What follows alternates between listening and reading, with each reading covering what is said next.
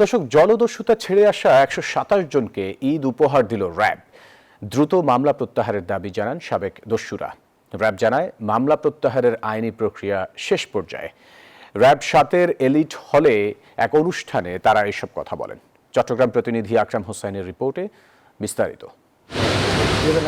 অন্ধকার জগৎ ছেড়ে আলোর পথে ফেরা বঙ্গোপসাগরের ১২৭ জন সাবেক জলদস্যুর ঘরে এখন ঈদের আনন্দ। একসময় যাদের আতঙ্কে কাঁপত সাগর, আজ তারা স্বাভাবিক জীবনে ফেরার স্বস্তিতে উদ্বেলিত। পবিত্র ঈদুল আজহা উপলক্ষে র্যাব মহাপরিচালকের পক্ষ থেকে এই সাবেক দস্যুদের মাঝে বিশেষ ঈদ উপহার সামগ্রী বিতরণ করেছে র্যাব ৭। পুনর্বাসিত এই মানুষগুলোর ঈদ যেন আনন্দের হয়, সেই লক্ষ্যেই এই আয়োজন। আত্মসমর্পণকারীদের মধ্যে ছিলেন তালিকাভুক্ত একমাত্র নারী জলদস্যু রহিমা। সাগরের ভয়ঙ্কর জীবন ছেড়ে এখন তিনি পুরোদস্তুর গৃহিণী। আলোর পথে ফেরার সুযোগ করে দেয়ায় র্যাব ৭ ও নিউজ 24 এর প্রতি কৃতজ্ঞতা জানান সাবেক দস্যুরা।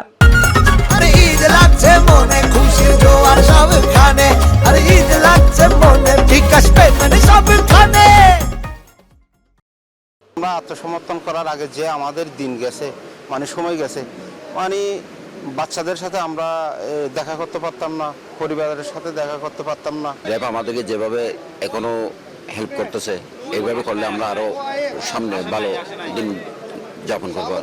আল্লাহ দিলে আত্মসমাজ করানোর পর আল্লাহ দিলে বেগম ভালো আছি।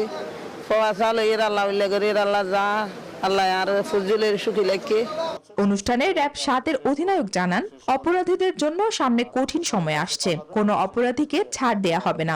যারা এখনো দস্যুতা, ডাকাতি বা এই ধরনের অপকর্মের সাথে, অপরাধের সাথে জড়িয়ে আছে, তাদেরকে উদ্বুদ্ধ করবেন আত্মসমর্পণ করে স্বাভাবিক জীবনযাপনে ফিরে আসতে।